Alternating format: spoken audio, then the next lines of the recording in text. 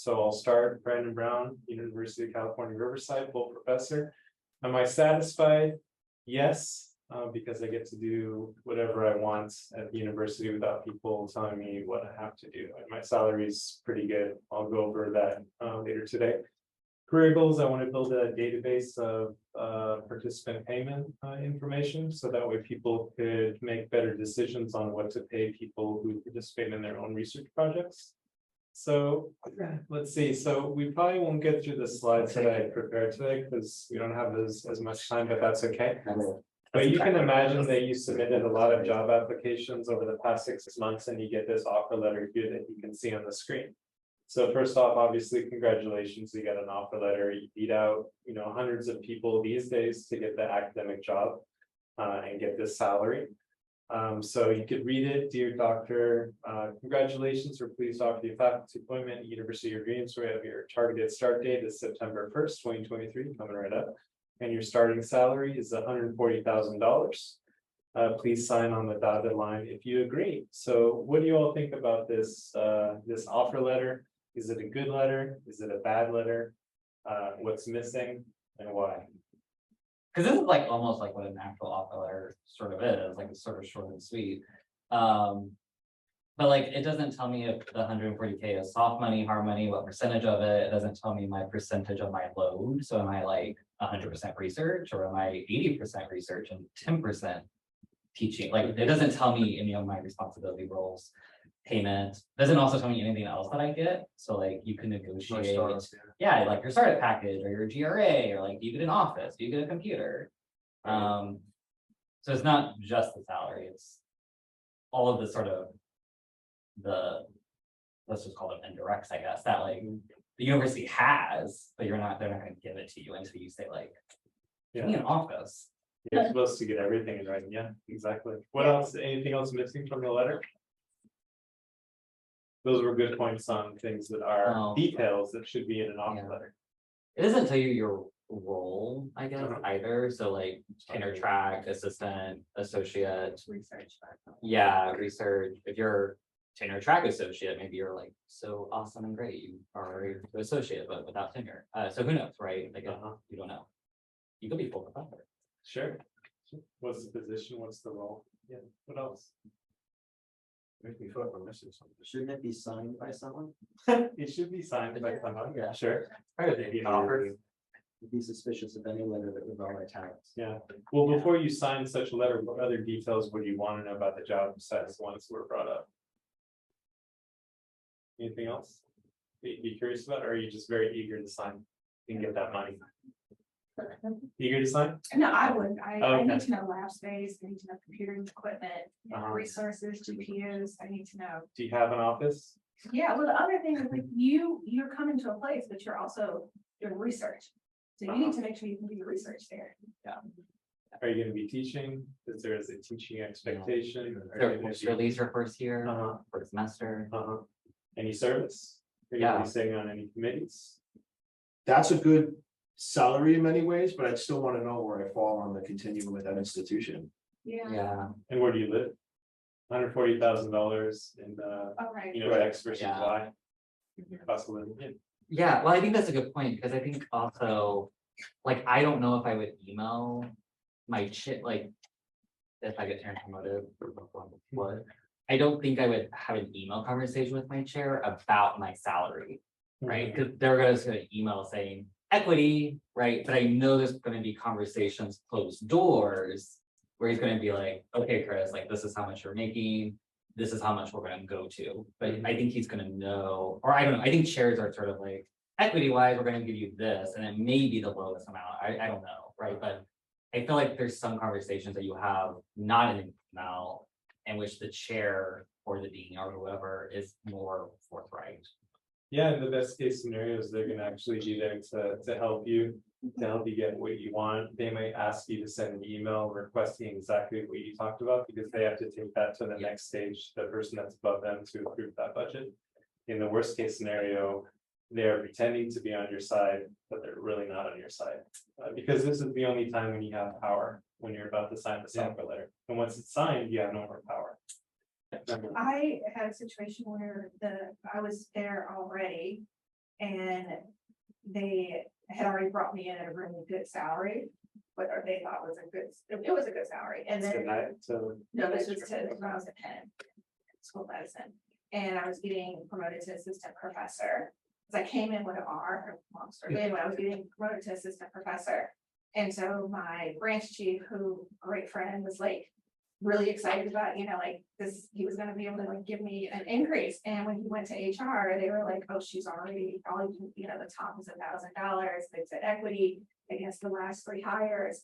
And what I said to him was, no, the last 3 hires were women and you probably underpaid them. I want to know what the last 10 hires were. And they gave me equity on that. And he came back, he was like, that was a good call. He was like, I had to do a full report and was able to go up because I was like, you just lowballed the last 3 women. Like, 'cause I knew who the last 3 were. And when he said that this, I was like, no, this is really low. Like, no, this is not gonna work. Yeah. And so, but you're right, you have a lot of power there. Yeah, and maybe some other things that could be in a letter, at least these days, would be, how often do you need to report to the office? Versus how often are you gonna be working from home, since everything kind of changed, within the past few years? And also in such a letter, you might want to know who you are reporting to, because you report to someone. Do you need to do timesheets? Or For academic positions, we do timesheets at my university. You do times, like, I you think do like she's pop in in. government, but We say when we need to take vacation or not. If we were working 5 hours, 5 minutes in a single day, then that's a work day. But if we don't want to be bothered, it's a vacation day. So, health insurance benefits? That's a great one. And what about parking? At some institutions, Yeah. maybe UCSF is a good example where parking might be essential compared to some other schools. Or just even reimbursement for like train or something. Mhm. You can negotiate for a lot of things, yeah. Yeah, or if you have, so not parking, but also parking to get to your lab or courses that you teach too.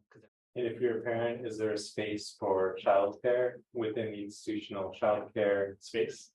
yeah. Sometimes that's very limited and difficult to kind of get into. In New York, the big thing is housing, Mhm. and where you does have a lot of subsidized housing. Mhm. Mortgage origination loan, they have those too, you can ask for a loan. Some schools have tuition reimbursement for your children. So there, obviously with this letter, there could be a lot of questions. And this is my letter that I got many years ago in 2011, and you'll see that the details are similarly lacking in this letter. And this was my offer letter for my first faculty job. I didn't really understand what the letter said and didn't say. It's really important what it doesn't say, maybe more than what it does say at times. Including, as I was reading this on the plane ride over, that the position is for a period of less than 1 year. And I didn't even realize that at the time. They could have just let me go after a couple months because that's what the letter was for. So I'll tell you more about kind of that mistaken story today. So today I kind of wanted to talk about all these things on the slide. I don't think we'll have time for all of it, which is okay. Because I think you'll get a copy of the slides, some of which is useful, some of which is not. And then at the end, if we have time to talk about life and death in academia, that's something interesting that a lot of people don't think about related to our own research. So I just wanted to share my perspective on the kind of types of faculty positions and funding based on my experience in California schools and postdoctoral fellows. The language and the words that people use is trainee, but those are not my words. Because this is obviously someone that has gone through the blood, sweat, and tears of getting the degree, getting the PhD. You are a doctor, but still, people call them trainees, which doesn't make much sense to me. And usually, and as Brenda just mentioned, the salary for positions in the NIH is kind of not something necessarily negotiable. Because it's listed, you work with the federal government, there's limits on what you can make. But as a postdoc, there are also some tricks, at least outside of the federal government, where you can double dip in different funds for state and non-federal funds and kind of augment your salary to a level that is more survivable, which is I can tell you more about that later. Then you have professor series and then other possibilities. I started as a lecturer, teaching 8 classes during the year. It was not a great experience because it's a lot to do. Did you teach any courses? Yeah, I taught 8 classes during the academic year. And it's a lot to come up with a single course, but also it doesn't allow you a lot of time to do your own research if you're teaching that much. So that was the issue I had. Yeah. Lectures can also be called clinical, they're called clinical faculty in some places, like in nursing schools.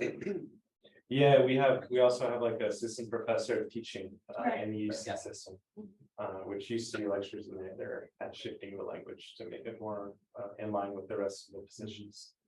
So the professor series, I think, is what usually people are most interested in, because this is where you can get kind of the full-time positions. You have both state funded and not state funded positions. Usually state funds means your salary is guaranteed by the state. So you don't have to worry about making up most of your salary. You're kind of set, which is a relief for some. And if you don't want to be kind of chasing grants forever with a soft money position, it could be less stressful for those who experience stress. Unlike Lloyd, doesn't experience stress.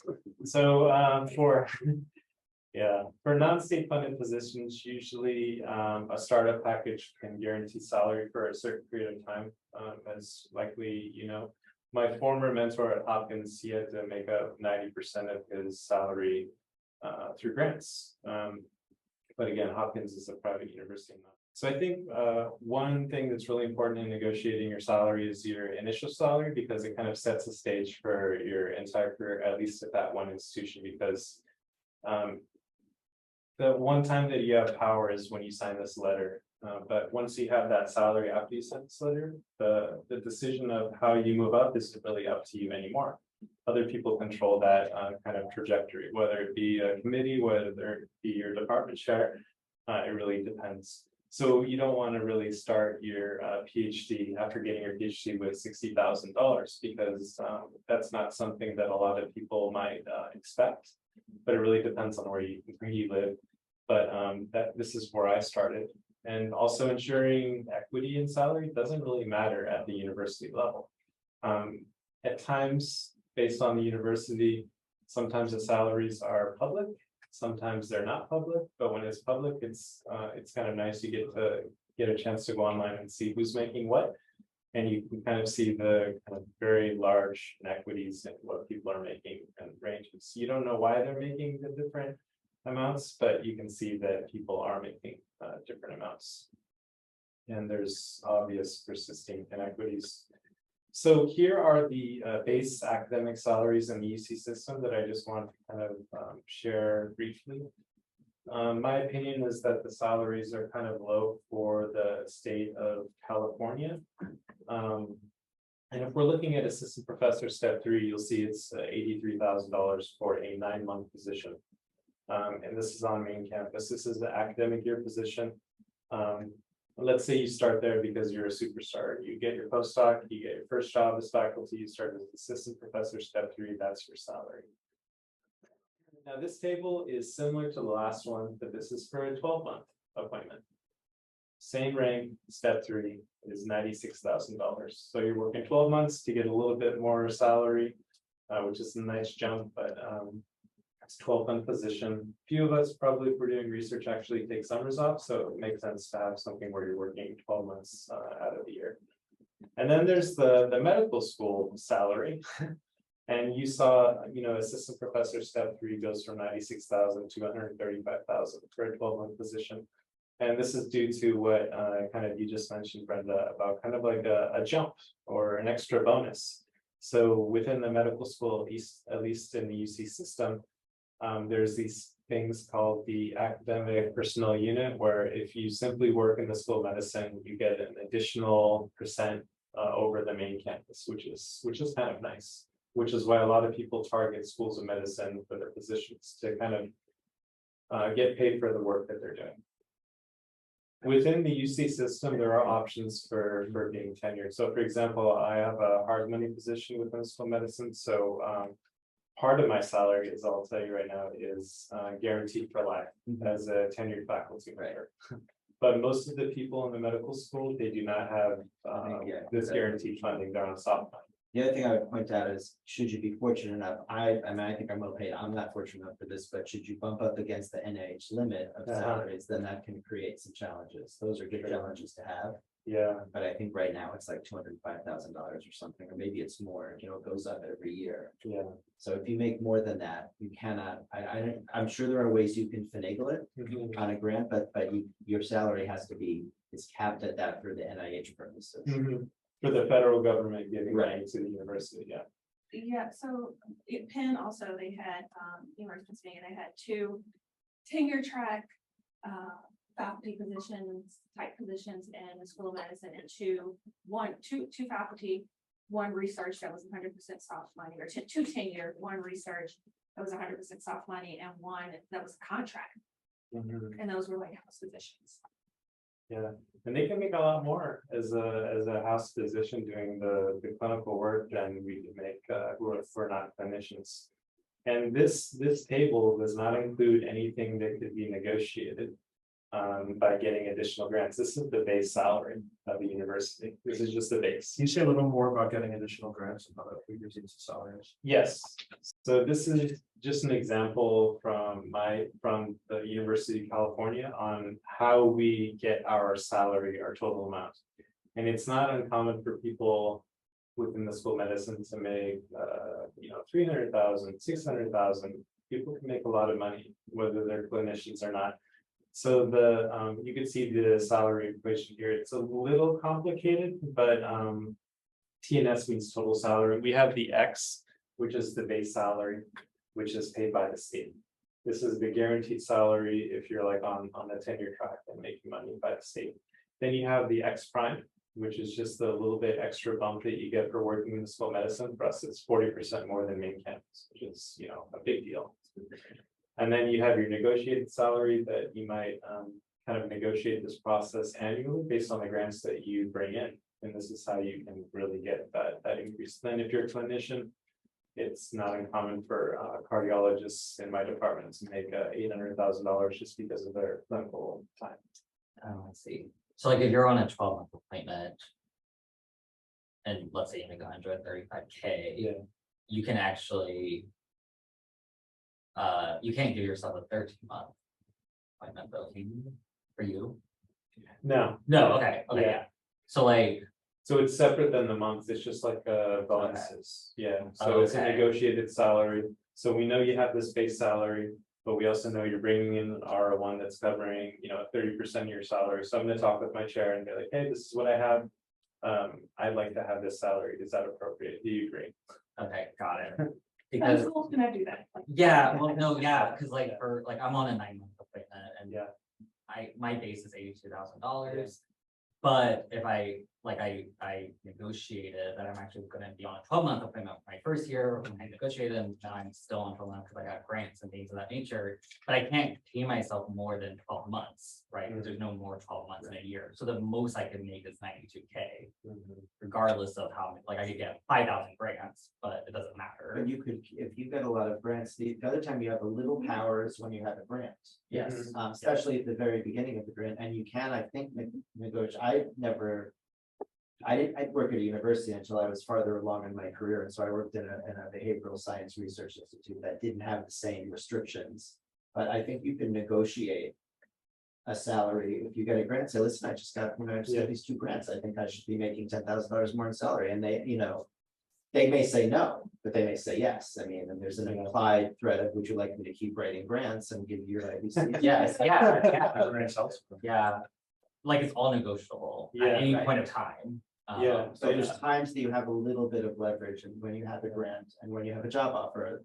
So if you write a grant and you're getting 30% and you get a 20% raise, you can either now be 36, that 30% now eats up 36%, right? That 20% is the grant money doesn't go up. Yeah, and until the money actually arrives, usually you can have the beginning of the conversation if you get the notice of award, but until the money's actually there, most likely nothing will change with your salary. But there's also the difference between percent effort and real effort that you report to your university.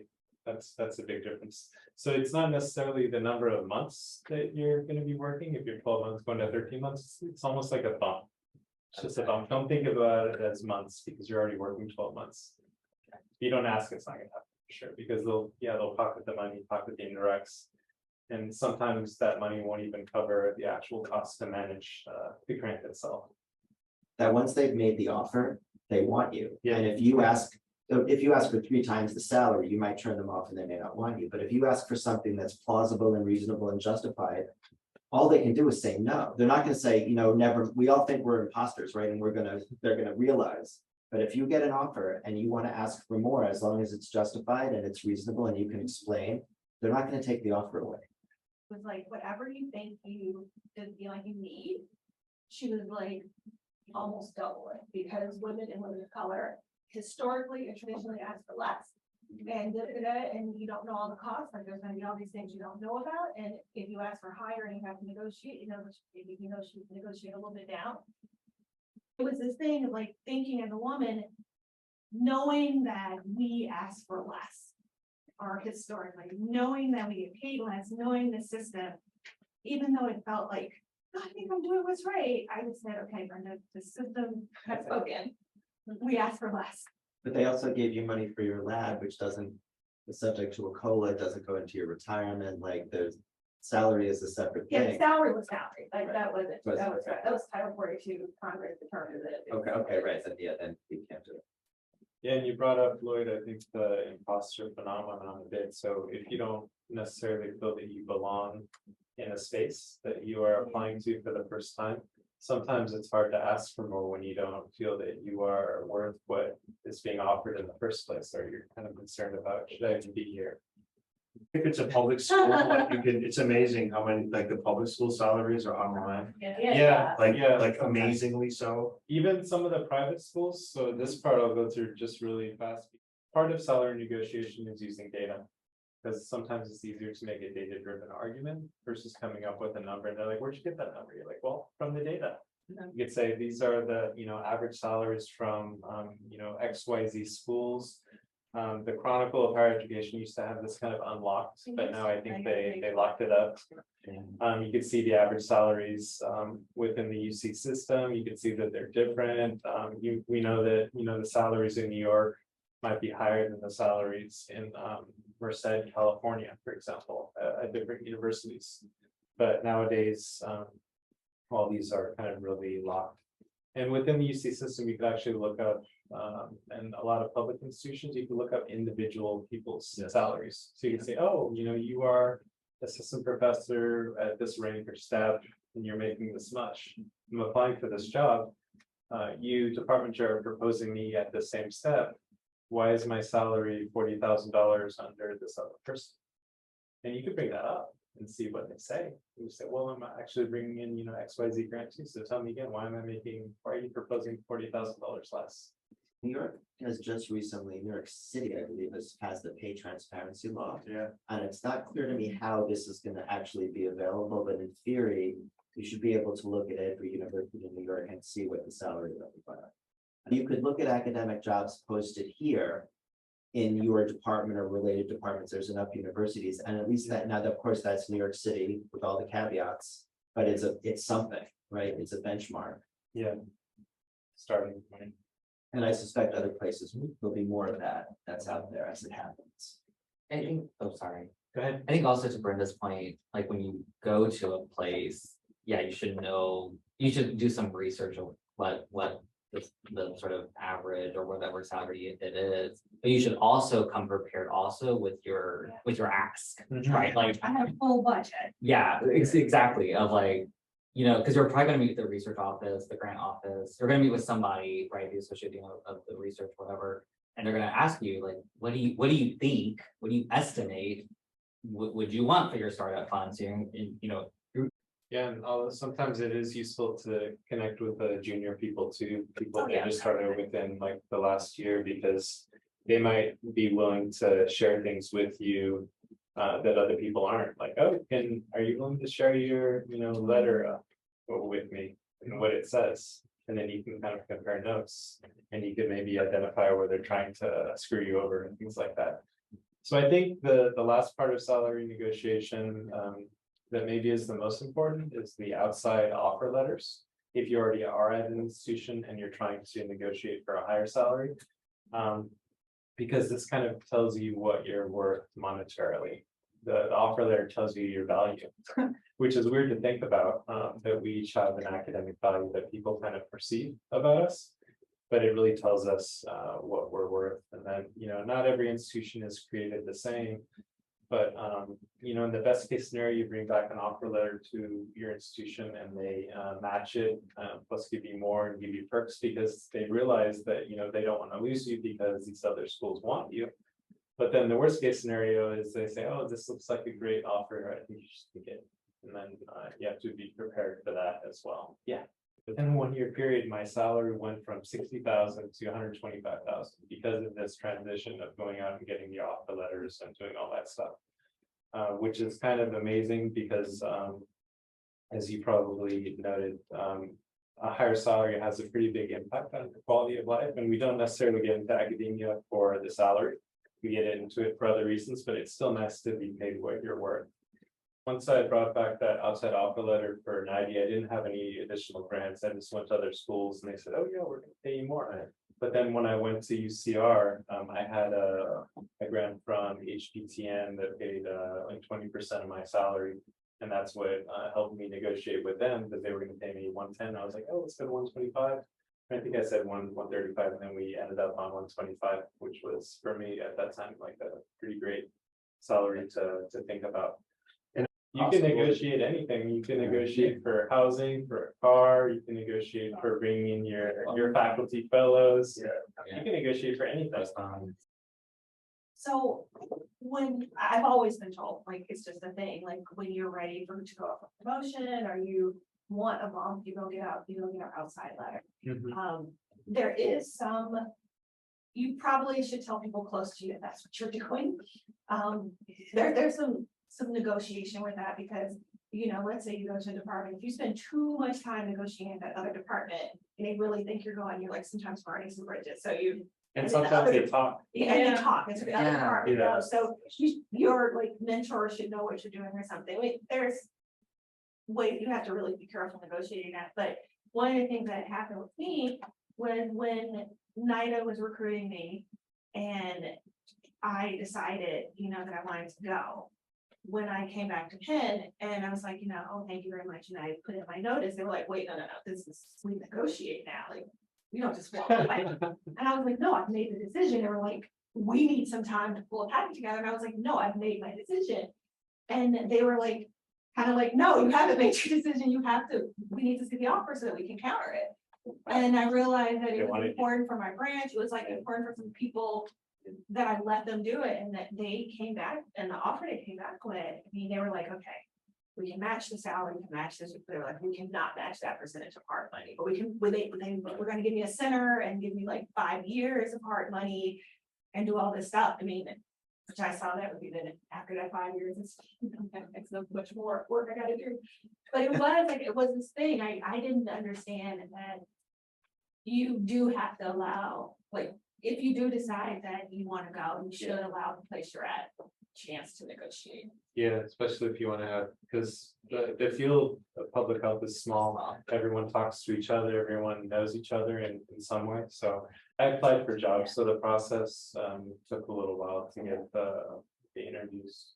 But on some of them, the schools differ so greatly that on that first visit, you can get an offer. The others, could take up to 3 visits to get an offer and then negotiate. So it's pretty random on what people kind of go through in that process. Were you? Yeah, depending on the job, you might be more, it depends on your contract. So if your contract is year by year, and if you tell your department chair, I'm going to be looking, they say, okay, next year, then you're not going to be renewed. Different levels of privilege. If you have, the tenure position, you can say what you want. And if you have that conversation, they don't give you what you want. You maybe will go to the provost to try to get a retention offer from the university up and above your chair or dean, because, I can do that because they can't fire me. Yeah, especially if your chair or dean knows that you have value for the unit. if your research is being kind of marketed.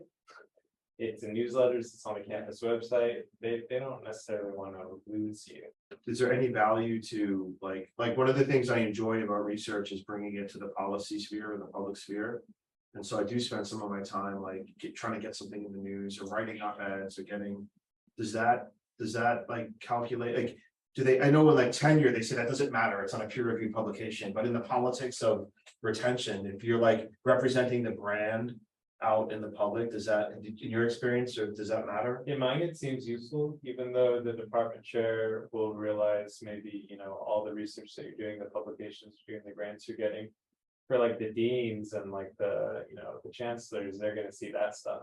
So if you ever need to go there, above the people who you are directly negotiating with, then you have that. It's also gonna get you offers. Yeah, Get you yeah. calls to say, hey, Yeah, why don't you notice. come do a talk here? Yeah, and then there's the difference between like the merit and promotion part, which, they care about the research, teaching and service. And then there's the grant part, which is just for your salary. And those are two very different things, two different worlds that you need to like navigate.